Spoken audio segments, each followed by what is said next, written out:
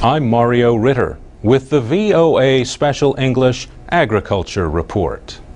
Cacao, or cocoa trees, grow in hot, rainy areas of Africa, Asia, and Central and South America. Their beans are used to make cocoa powder, cocoa butter, and of course, chocolate. There are 5 to 6 million growers, maybe more.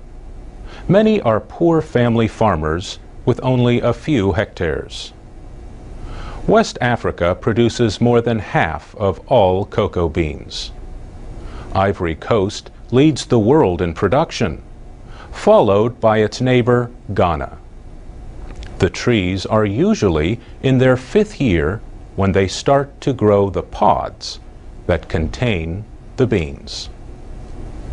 The trees produce the most pods when they are 10, but they are still productive long after that.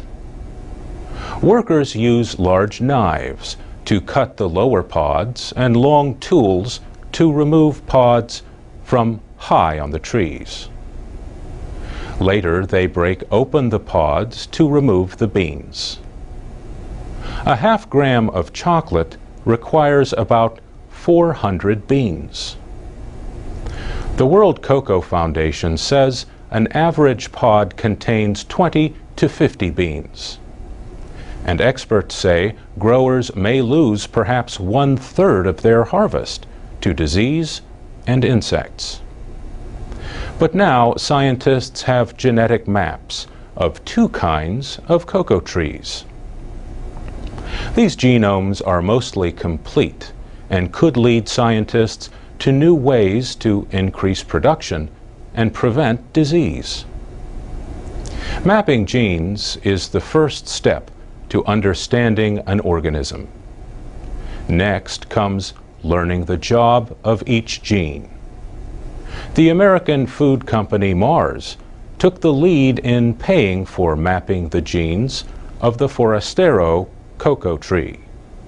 The Forastero provides 80 to 90% of the world's cocoa beans. Mars depends on those beans for its M&Ms and other chocolate candies. The company's research partners included several universities and the United States Department of Agriculture. The average West African cocoa farmer produces about 400 kilos of beans per hectare. But Howard Yana Shapiro, head of plant science and external research at Mars, thinks that science could greatly increase the yield. A competitor of Mars, Hershey's, supported the gene mapping of the Criollo, a far less common cocoa tree.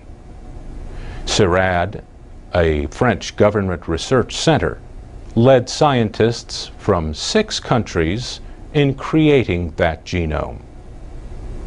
We'll talk more about the cocoa industry next week when we look at efforts to help child laborers in Ivory Coast and Ghana. For VOA Special English, I'm Mario Ritter.